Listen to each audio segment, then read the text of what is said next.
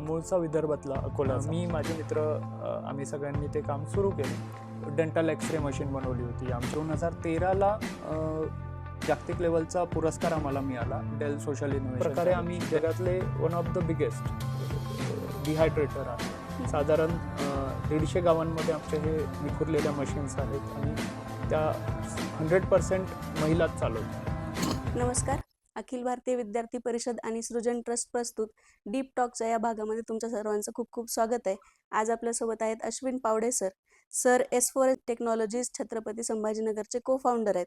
आज सरांकडून आपण त्यांची जर्नी समजून घेणार आहोत आणि त्यांच्याकडून बिझनेसबद्दल, ऑन्ट्रप्रेनरशिपबद्दल जे जे काही आपल्याला शिकता येईल ते आज त्यांच्याकडून शिकून घेण्याचा आपण प्रयत्न करणार आहोत.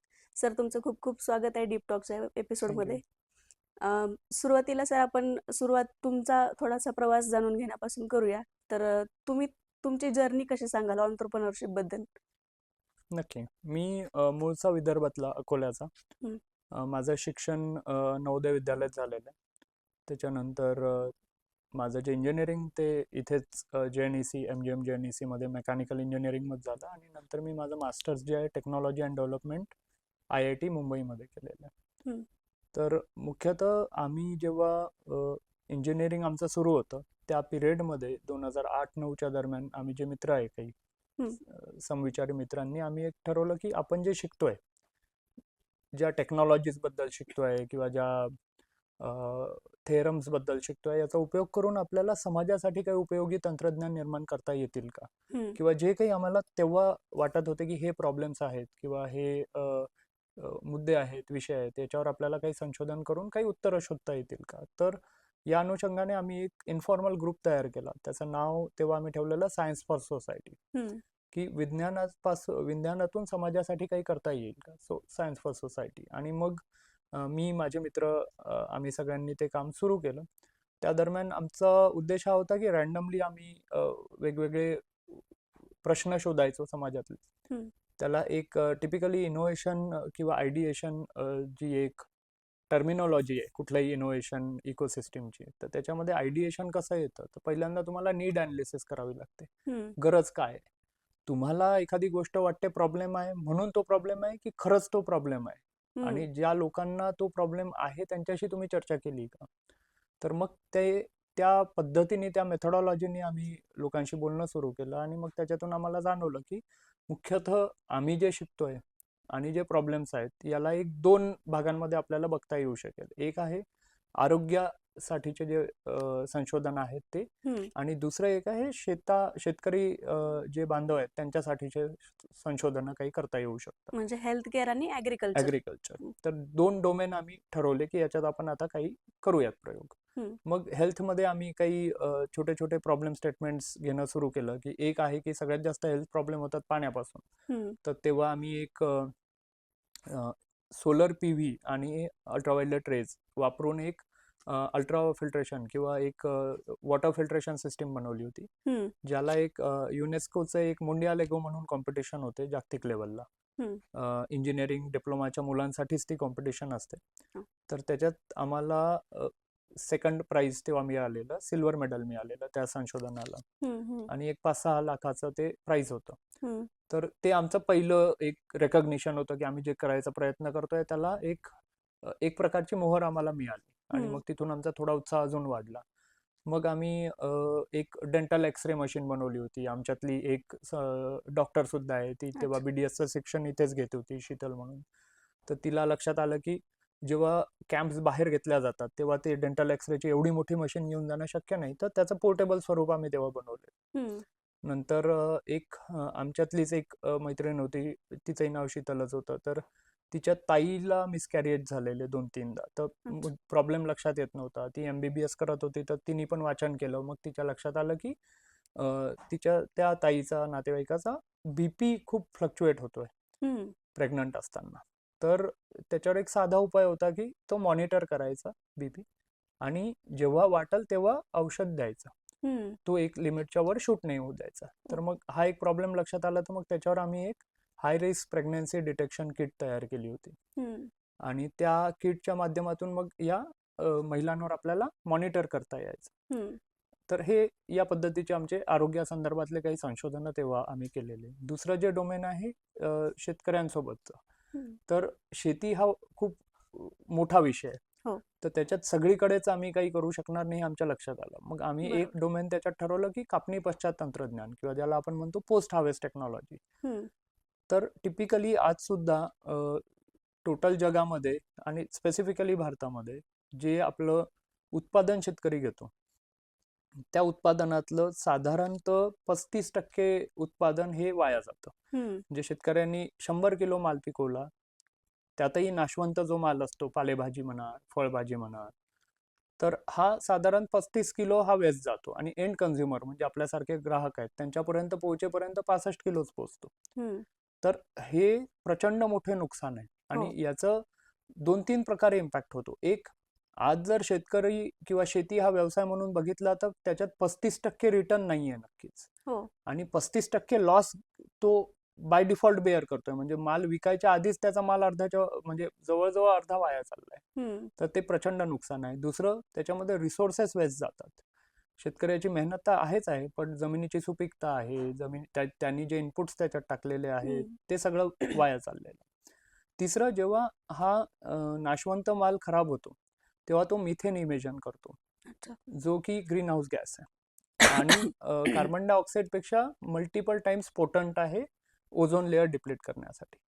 त्याच्याने तो पण एक प्रॉब्लेम त्याच्यातून तयार होतो. आणि मग याला काय करता येईल, तर आमच्या एक लक्षात आलं की जर नाशवंत माल आहे त्याला टिकवायचे 2च उपाय आहेत. एक, त्याचं टेम्परेचर इतकं डाऊन करा की त्याच्यावर कुठल्या सूक्ष्मजीवांची वाढ होणार नाही. दुसरं, त्याच्यातलं पाण्याचं प्रमाण इतकं कमी करा की त्याच्यावर कुठल्याही सूक्ष्मजीवांची वाढ होणार नाही. आता थंड जर करायचं म्हटलं तर मोठे मोठे कोल्ड स्टोरेज लागतील, त्याला परत एनर्जी खूप जास्त प्रमाणात लागेल. आणि जेव्हा आम्ही हे करत होतो तेव्हा लोड शेडिंग ही खूप मोठी समस्या होती. त्याच्याने तो विषय बाद झाला. मग दुसरं उरलं वाळवणं. तर वाळवायचं काम किंवा ड्रायिंगचं काम तर पूर्वापार आपल्या सगळीकडे चालत आलेलं. जसं विदर्भ मराठवाड्यामध्ये भाजीपाला जास्त झाला त्याच्या उसऱ्या घालतात, म्हणजे काप करून सुकून ठेवायचे आणि जेव्हा भाजीपाला नाही आहे तेव्हा तो वापरायचा. तर हे आपण आपले पूर्वज आधीपासून करत होते, पण त्याला आम्ही थोडं कमर्शियली बघणं सुरू केलं. आणि जसं छोट्याशा ताटलीत आपण भाजीपाला कापून कौलावर ठेवून दिला, तो 7-8 दिवसांनी सुकल, नंतर मग तो आपण वापरायला काढला. हे घरगुती लेवलला ठीक आहे, पण समजा हा माल जर इंडस्ट्रीला लागत असेल तर त्यांना असं उघड्यावर सुकवलेला माल नाही चालू शकत, त्याचं क्वालिटी स्टँडर्ड्स मॅच नाही होत. दुसरं, जेव्हा आपण एखादी गोष्ट उघड्यावर सुकवतो तेव्हा सूर्यप्रकाशातल्या जे अतिनील किरण असतात, अल्ट्राव्हायोलेट रेज, युव्ही रेज, ते आपला जो माल आहे त्याच्यातले जे न्यूट्रिएंट आहे त्याला खराब करून टाकतात. त्याच्यामुळे जो माल आहे तो खराब काळा दिसायला लागतो, जो की दिसायला पण प्लेझंट नाही आहे आणि तो खायला पण चांगला नाही आहे, कारण त्याच्यात सत्व काही उरलेलं नाही, तो चोथाच असतो. तर मग त्याच्यावर संशोधन करताना आम्हाला लक्षात आलं की आपण ज्या भागात राहतो आपल्याजवळ मुबलक प्रमाणात सूर्यप्रकाश आहे, तर आपण याचा वापर करूया. तर मग त्याच्यावर माझे जे मित्र आहेत त्यांनी एमटेकचे प्रोजेक्ट त्यांचे सोलर ड्रायिंगवर केले. मग एक सोलर ड्रायर आम्ही बनवला. मग त्या टेक्नॉलॉजी आम्ही शेतकऱ्यांसोबत वेगवेगळ्या भागांमध्ये त्याचे ट्रायल करून त्याला संशोधित करत करत गेलो. आणि 2013ला एक जागतिक लेवलचा पुरस्कार आम्हाला मिळाला, Dell social innovation challenge. Dell technology जी लॅपटॉपवाली कंपनी आहे त्यांचा तो पुरस्कार होता. आणि साधारणतः 106 देशांमधून 2600 तंत्रज्ञान तिथे आले होते त्या कॉम्पिटिशनला, आणि त्याच्यात आम्हाला तो पहिला पुरस्कार मिळाला US मध्ये. तर जवळपास 60 लाखाचा तो पुरस्कार होता. तर तो जो प्राइज मनी आहे तो वापरून आम्ही कंपनी रजिस्टर केली आणि त्याच्यातून मग कमर्शियल ऍक्टिव्हिटीज आम्ही सुरू केल्या. मग साधारण 2016-17 पर्यंत आम्ही मोठ्या प्रमाणावर ह्या ड्रायर्सचं उत्पादन केलं. ढोबळपणे एक 10,000 ड्रायर आम्ही भारतामध्ये जवळपास 26 राज्यांमध्ये आणि भारताच्या बाहेर जवळपास 12 देशांमध्ये विकले. पण हळूहळू आमच्या लक्षात आलं की आता सॅच्युरेट होत आहे. आणि ज्या शेतकऱ्यांनी आमच्याकडून हे मशीन्स विकत घेतल्या त्यांच्याकडून पण आम्हाला फीडबॅक यायला लागला की तुम्ही आम्हाला मशीन दिलं, मशीन छान आहे, तुम्ही आम्हाला ट्रेनिंग दिली, आता आम्ही आमचा जो माल आहे तो प्रोसेसिंग करून त्याची शेल्फ लाईफ वाढवू शकतोय, पण आम्हाला विकता नाही येत आहे. समजा त्याच पिरियडमध्ये काही शासकीय योजना होत्या तेव्हा. एक MACP, महाराष्ट्र ॲग्रिकल्चर कॉम्पिटिटिव्हनेस प्रोग्राम म्हणून एक प्रोजेक्ट महाराष्ट्र शासनाचा होता वर्ल्ड बँकच्या सहाय्याने. आणि त्या प्रोजेक्टच्या अंतर्गत जवळपास एक 500-600 ड्रायर्स महाराष्ट्रात वेगवेगळ्या भागामध्ये वेगवेगळ्या शेतकरी उत्पादक कंपन्यांनी विकत घेतल्या. हम्म. आणि एक गठ्ठा त्याचं प्रोसेसिंग एका ठिकाणी सुरू झालं. सॉरी.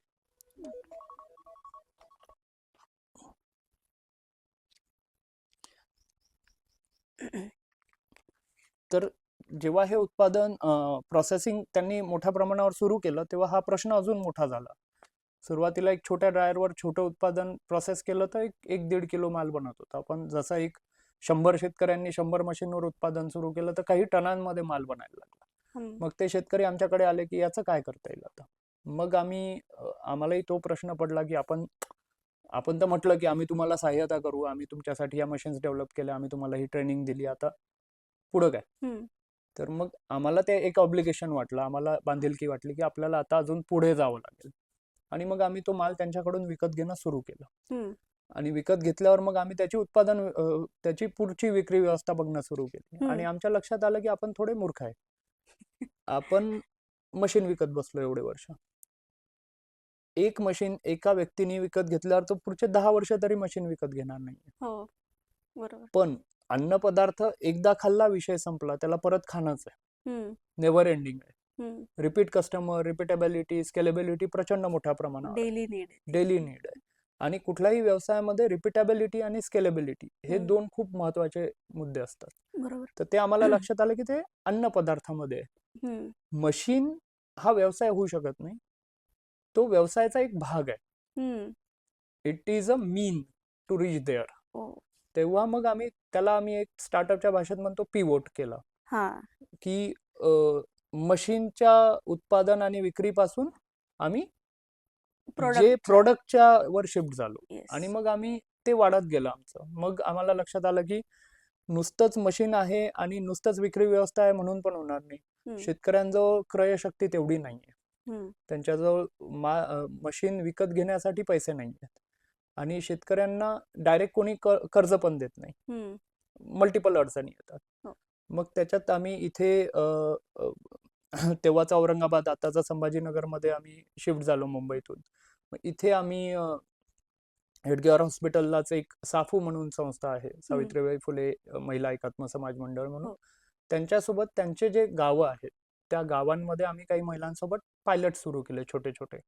मग पहिले 2 महिलांसोबत आम्ही करून बघितलं, मग 20 महिलांसोबत, मग 200 महिलांसोबत. मग त्या पायलटला आम्ही हळूहळू स्ट्रेंथन करत गेलो. वेगवेगळ्या ग्रांट एजन्सीज कडून फंड्स आम्ही मिळवले त्या ट्रायलसाठी, जेणेकरून त्या महिलांवर आपल्या प्रयोगाचा भार त्यांच्यावर पडू नये म्हणून. आणि मग हळूहळू एक मॉडेल आम्ही डेव्हलप केलं की जेव्हा आम्हाला कॉन्फिडन्स आला की आता आपलं तंत्रज्ञान पण चांगलं आहे, आपल्या जो विक्री व्यवस्थापन आहे, आता मुख्य अडचण आहे की या महिला काम करायला तयार आहेत, महिलांना काम जमतं, पण त्यांच्या जो पैसे नाही आहेत ज्या पैशाने ते मशीन्स घेऊ शकतील.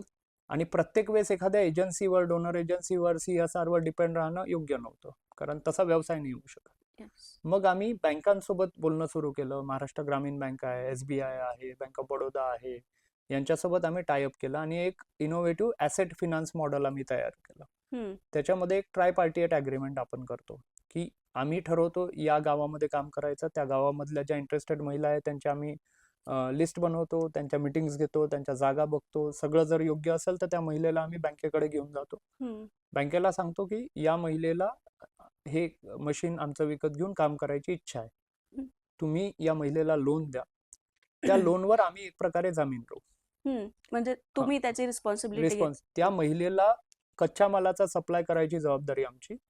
आणि त्या महिले जी उत्पादन करेल तिला आम्ही त्या कच्च्या मालाच्या उत्पादनाच्या बदल्यात पैसे देऊ. आणि ते पैसे देताना आम्ही तुमचा EMI आधी तुम्हाला देऊ आणि तिला पैसे नंतर देऊ. ओके.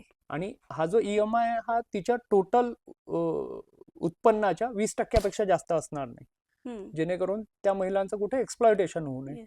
बँकेला पण एक आधार होऊन गेला की बा आपलं जे दिलेलं कर्ज आहे ते परत मिळणार आहे. मग हे मॉडेल आम्ही सुरू केलं. त्याच्यामध्ये शासनाच्या वेगवेगळ्या एजन्सीज आहेत, वेगवेगळे फंड्स आहेत, वेगवेगळ्या स्कीम्स आहेत, त्या पण आम्ही टायअप केल्या. नाबार्डची एक ॲग्रिकल्चर इन्फ्रास्ट्रक्चर फंड म्हणून आहे, त्याच्यामध्ये जवळपास 3-3.5% इंटरेस्ट सबवेन्शन मिळतं. म्हणजे 9-10% जर इंटरेस्ट रेट असेल तर 3% शासन भरतं, तर इफेक्टिव्हली तो 7% पडतो. त्याच्यानंतर PMFME म्हणून एक स्कीम आहे, त्याच्या अंतर्गत साधारण 35% सबसिडी मिळते.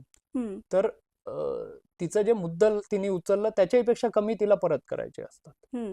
तर अशा पद्धतीने आम्ही ते एक मॉडेल डेव्हलप केलं आणि मग आता साधारण या मॉडेलच्या माध्यमातून महाराष्ट्रामध्ये जवळपास 6 जिल्ह्यांमध्ये 5,500 महिलांसोबत आपलं काम सुरू आहे. एकत्रितरित्या यांची जी उत्पादन क्षमता आहे, प्रोसेसिंग कॅपॅसिटी आहे, ती जवळपास 1200 टन आहे एका दिवसाला. आणि एक प्रकारे आम्ही जगातले वन ऑफ द बिगेस्ट डिहायड्रेटर आहे, ते सुद्धा डिसेंट्रलाइज. साधारण 150 गावांमध्ये आमचे हे विखुरलेल्या मशीन्स आहेत आणि त्या 100% महिलाच चालवतात.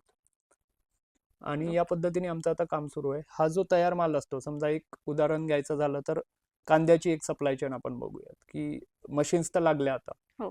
तर त्या भागामध्ये कांद्या उत्पादक शेतकऱ्यांकडून आम्ही माल विकत घेतो. माल विकत घेतलेला आम्ही ग्रेडिंग करतो. ए ग्रेडचा माल शक्यतो आम्ही मार्केटमध्ये विकतो.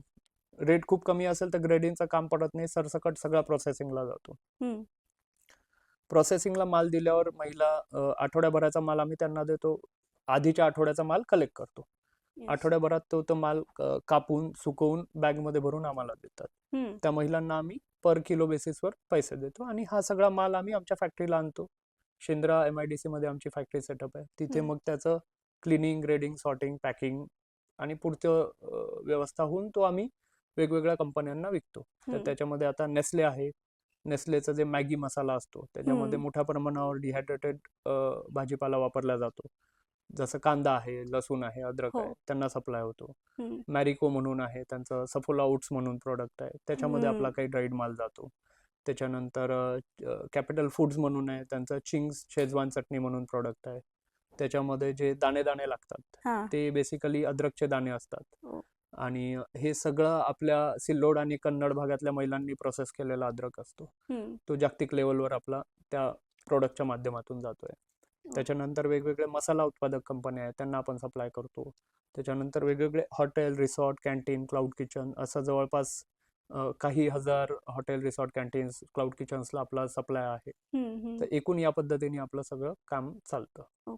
तर हे कॉलेज पासून आमचं जे सुरुवात झाली होती तिला एक हळूहळू बिझनेस मध्ये कन्वर्ट करत करत आता जवळपास आम्ही या वर्षी एक 400 कोटीपर्यंत आमचा टर्नओव्हर जाईल आणि पुढच्या वर्षी अजून थोडं प्रत्येक वर्षी वाढतं आहे. म्हणजे जी गोष्ट एक कॉलेज पासून सुरू झाली ती आता एका ग्लोबल प्लॅटफॉर्मवर कम्पीट करते लोकांसोबत. तर तुम्ही आता बोलताना सर तुमच्या जर्नीमध्ये असं सांगितलं की कॉलेजमध्ये तुमचे मित्र आणि तुम्ही मिळून हे सुरू केलं. तर आपण कॉमनली हे ऐकतो सगळीकडेच की बिझनेस करायचा तर तो मित्रांसोबत करू नये, कारण मग तुमचे रिलेशन्स खराब होऊ शकतात, असं बरंच काही आपण ऐकतो. तर त्याबद्दल तुम्हाला काय वाटतं? काही अंशी ते खरं आहे, पण मुख्यतः काय होतं की तुमचा उद्देश क्लिअर असेल आणि तुमचे स्किल सेट जे आहेत, जसं एक म्हणतात की एका मॅने 2 तलवारी नाहीत राहू शकत. ते का बरं, तर दोघांनाही धार आहे. पण दोघांचा जर स्किल सेट वेगळा असेल तर ती अडचण येत नाही. आता समजा एखादा त्या मित्रांच्या गटामध्ये एक जण एक्स्ट्रोवर्ट आहे, जो बोलू शकतो, स्टेजवर जाऊ शकतो, तो वेगवेगळ्या ठिकाणी तुमचे ऍडव्हर्टायझिंग करू शकतो, मार्केटिंग करू शकतो, तो रोल त्यांनी घ्यावा. एखादा इंट्रोवर्ट आहे की ज्याला शांत बसून तो डॉक्युमेंटेशन करू शकतो किंवा संशोधन करू शकतो, तो लॅबमध्ये काम करू शकतो, वेगवेगळ्या टेक्नॉलॉजी डेव्हलप करू शकतो.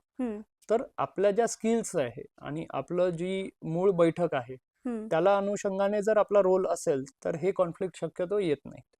कॉन्फ्लिक्ट तेव्हा येतात की जेव्हा दोघांनाही वाटतं की दोघांचा स्किल सेट हा कॉम्प्लिमेंटरी नाहीये, तो एकमेकाला कम्पीट करतोय, तेव्हा ही अडचण येते. बरोबर. आणि एक ह्या पॉडकास्टच्या माध्यमातून आपण अशा बऱ्याचशा स्किल्सवर फोकस करतोय जेणेकरून विद्यार्थ्यांना जर बिझनेसकडे वळायचं असेल तर त्यांना ती मदत झाली पाहिजे. तर आपण अशा बऱ्याचशा स्किल्सवर बोललोय ह्याच्या आधी, पण नेटवर्किंग एक असं एक स्किल आहे जे इम्पॉर्टंट पण आहे आणि ते शिकताही येऊ शकतं. तर नेटवर्किंग बद्दल तुम्हाला एक काय वाटतं बिझनेसच्या पॉईंट ऑफ व्ह्यूने, आणि ते कसं केलं जातं? म्हणजे विद्यार्थ्यांनी जर शिकायचंय त्यांना कॉलेजमध्ये असताना पासून, तर एकतर बेसिकली नेटवर्किंग म्हणजे काय हे तुम्ही सांगू शकता आणि पुढे चालून मग तो डेव्हलप कसा करायचा तो स्किल. नक्की. सो एक स्टार्टअप मध्ये परत एक स्टार्टअप लिंगो मध्ये म्हटलं जातं की your network is your network. ते का बरं म्हटलं जातं की तुमचे जे कनेक्शन्स आहेत, कुठलाही व्यवसाय आपण नेटवर्किंगला खूप निगेटिव्हली बघतो. हम्म. की बुवा ओळखी पाळखीने आपल्याला करण्यापेक्षा आपण आपल्या बळावर करू, पण हम्म. असं नाही होत. कारण येस. जेव्हा तुम्ही एखाद्या गोष्टीचं उत्पादन घेता तेव्हा ते तुम्ही स्वतःच्या सुखासाठी नाही करत आहे.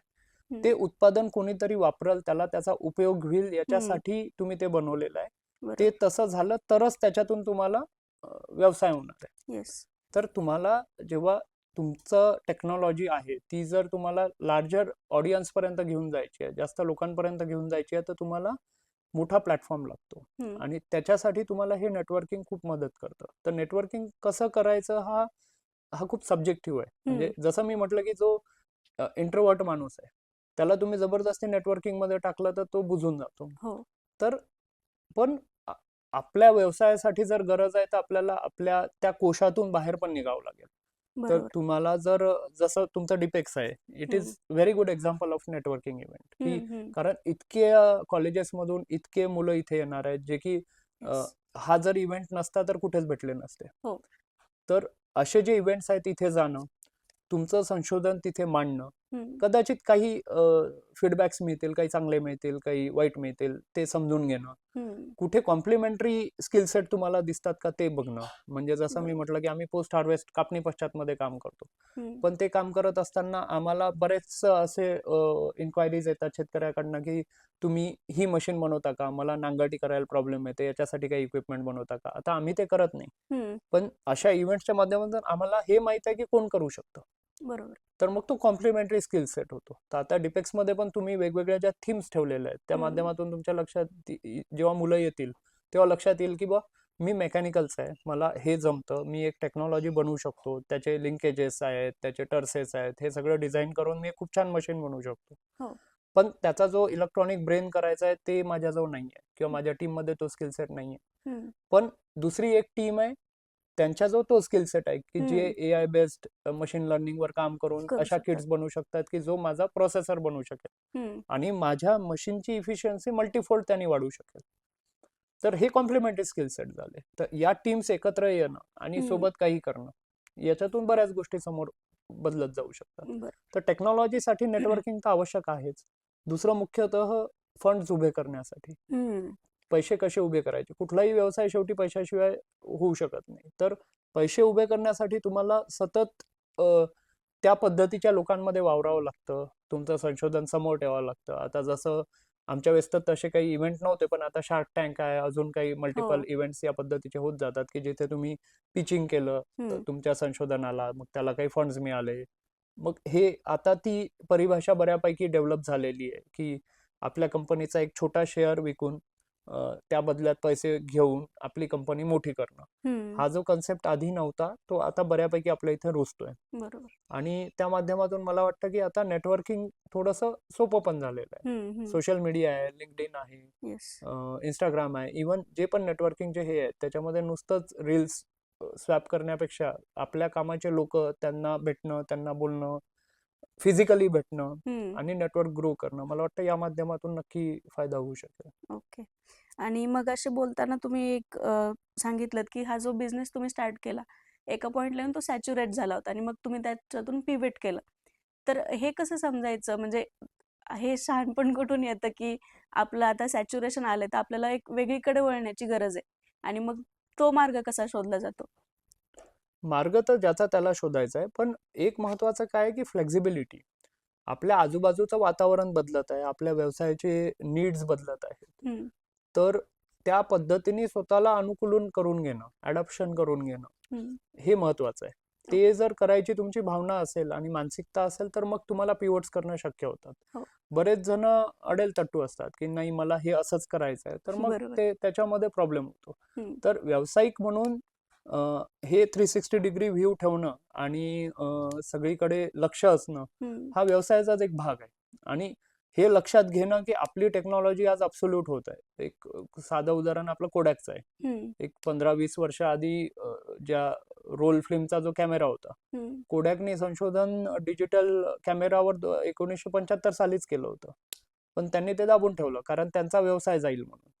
पण अल्टिमेटली तो व्यवसाय आलाच आणि आज कोडॅक पैदल झालेला आहे. तर ते नोकियाचं उदाहरण आहे की त्यांची अँड्रॉइडची जी इकोसिस्टीम होती ती त्यांनी अंतर्भूत नाही करून घेतली. आणि ती कंपनीजला ॲज गेली. त्याच्यामागे बिझनेसचे काही बरेचसे आहेत, पण ॲडॉप्शन इज की. तुम्हाला त्या आणि आज AI आणि इतक्या फास्ट जग चेंज होत आहे, दर वर्षाला काहीतरी वेगळं घडामोड होत आहे. तेव्हा व्यावसायिकाला लक्ष ठेवणं आणि स्वतःला त्या कंटेक्स्टमध्ये मोल्ड करून घेणं हे खूप आवश्यक आहे. बरोबर. आणि मला वाटतं की तुम्हाला पिव्हेट पण करायचं आहे, सॅच्युरेशन पण आलंय, तर आधी सगळ्यात आधी त्याचा ऍक्सेप्टन्स लागतो की हो आपण सॅच्युरेट लेवलवर आलोय. तर सर, आता एक शेवटचा प्रश्न. तुम्ही हा जो काही तुमचा प्रवास आहे, म्हणजे कॉलेजपासून एवढा ग्लोबल लेवलचा एक बिझनेस उभा करेपर्यंत, याच्यातून शिकलेल्या अशा 2 किंवा 3 गोष्टी विद्यार्थ्यांसाठी काय सांगाल? मला वाटतं की आजूबाजूला सजगपणे बघणं, समाजामध्ये काय होत आहे. नुसतंच आपल्या कोशात न राहता स्वांतसुखाय पद्धतीने जीवनाकडे न बघता, जर आपण हे प्रॉब्लेम्स बघत राहिलो आणि त्याच्यावर नुसतं प्रॉब्लेम्स म्हणून न बघता त्या प्रॉब्लेम्सवर सोल्युशन्स काय करता येतील, ते दोन्ही पद्धतीने करता येतात. एक ऍक्टिव्हिजम आहे, रस्त्यावर उतरून तुम्ही आंदोलन करा, ती एक पद्धत झाली. दुसरं, कारण डिपेक्स आहे, टेक्नॉलॉजी बॅकग्राऊंड आहे, तर दुसरी पद्धत आहे की त्याच्यासाठी टेक्नॉलॉजी उभी करणं, टेक्नॉलॉजीच्या माध्यमातून उत्तरं शोधणं. तर ते एक झालं. दुसरं आहे, जसं मी म्हटलं की अडॉप्शन इज की, ते समजून घेणं. आणि तिसरं, फेल्युअरची जी भीती आहे आणि टॅबू आहे आपल्या इथे, तर कुठेतरी आपल्याला फेल्युअर सेलिब्रेट करणं आवश्यक आहे. इट्स नॉट ऑलवेज काय म्हणतात, रोल मॉडेल फॅलेसी आहे. म्हणजे आज आमची कंपनी तेवढी झाली म्हणून तुम्ही मला पॉडकास्टला बोलवलं. आमची कंपनी 2009-10 सालीच बुडली असती तर बोलवलं असतं. पण ते पण आवश्यक आहे. म्हणजे fail entrepreneur can give you much better knowledge and wisdom than a successful entrepreneur. पण दुर्भाग्याने त्या पद्धतीची इकोसिस्टम आपल्या इथे नाहीये. त्याच्यामुळे फेल्युअर सेलिब्रेट करणं की ठीक आहे, हरकत नाही, तू या फेल्युअर मधून हे शिकला, आता पुढे जा, तिथेच रुंगाळत बसू नको. तर या 2-3 गोष्टी आहेत की मला वाटतं की त्या आवश्यक आहेत करणं. ओके. Thank you sir. तुम्ही तुमच्या बिझी शेड्यूलमध्ये, म्हणजे तुम्हाला आता लगेच एका मीटिंगला पण जायचंय, तर या सगळ्यातून वेळ काढून तुम्ही आलात त्याच्यासाठी खूप खूप धन्यवाद. आणि तुम्ही सगळ्यांनी इथपर्यंत हा पॉडकास्ट ऐकला त्याच्यासाठी तुमचे धन्यवाद. इथून पुढे अशाच पॉडकास्ट सोबत तुम्ही जोडलेले राहा. अखिल भारतीय विद्यार्थी परिषद आणि डिपेक्सशी सुद्धा जोडलेले राहा.